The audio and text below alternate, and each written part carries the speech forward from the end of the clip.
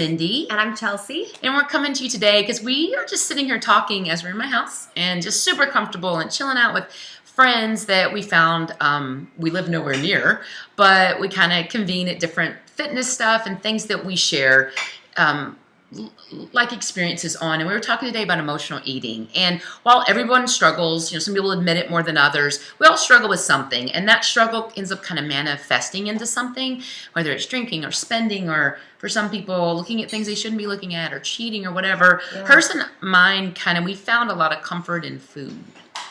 And that has, well, that's not pretty. Many of us do, and we overeat for reasons, and we found ourselves going to food for reasons, and we kind of figured out how to stop that, or at least manage it better within our lives. And I want Chelsea to tell you her experience with this and kind of the tips that she now uses for herself to not fall back into those, dips and valleys. Absolutely. So I gained about 50 pounds when I was in the lowest part of my life. There was a lot of depression, a lot of regret, a lot of guilt, a lot of shame.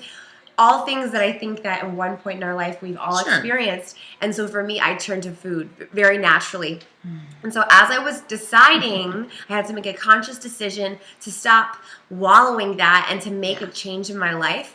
I still had those emotional things going on, and that was a trigger for me. So one of my best tips that I can share with you is what I've noticed in my own life.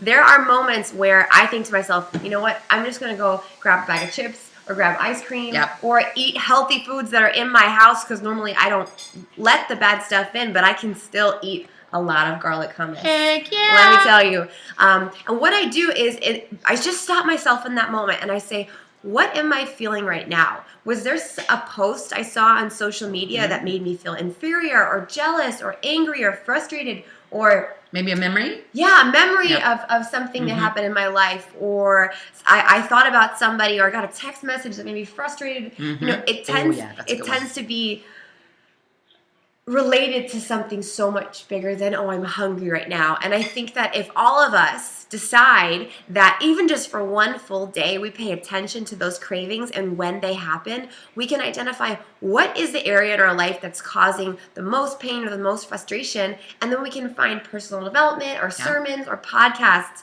that help equip us to handle those feelings so we don't eat those feelings. And go back down that path, which is a cycle, because once you do it, you're kind of like, oh, this will be fine. I haven't eaten bad in a long time. And you start eating, and then you're like, ugh.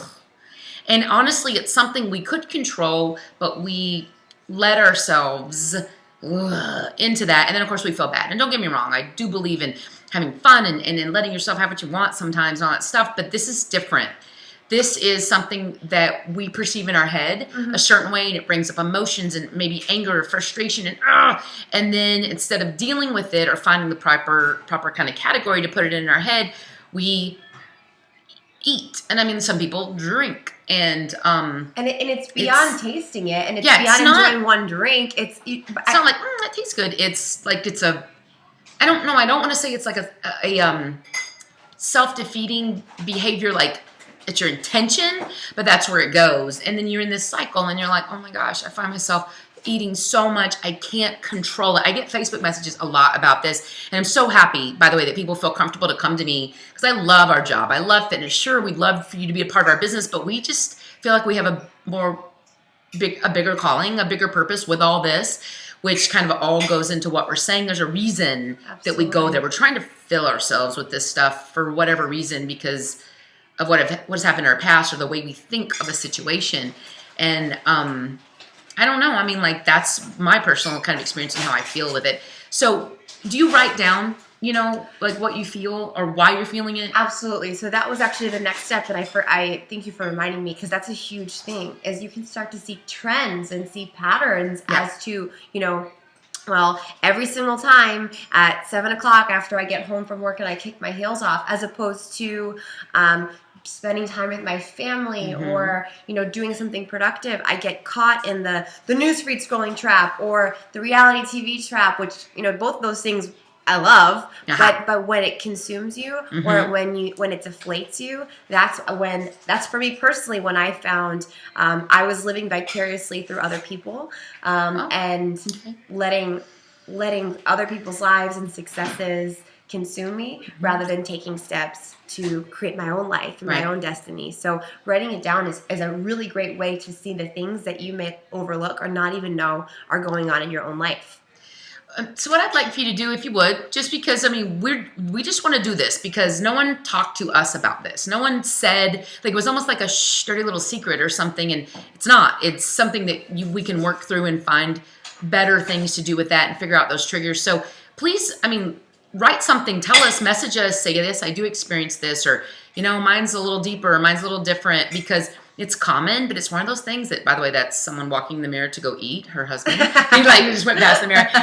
But it's something that I think no one wants to talk about, and I'm not afraid to talk about the difficult things, and they're so not pretty and so not sexy, but they're real, and no one in this life lives without struggle and trial and bad memories or memories that we've manifested into something, you know, that's unhealthy. So we want to hear from you. Feel free to message us. You can find us on Facebook, or, you know, just message us here on this YouTube video. I'm going to do one about my triggers too. And so she's got hers. And while we're just a few years there's different situations for everybody. It's depending on how you're raised and your thought process. So don't feel bad about this. Let us help you work through it, because it's something that we have now worked through that we still struggle with, but we found just a better way to kind of combat it, right? Absolutely. All right. Thank you for watching. Joy comes in the morning.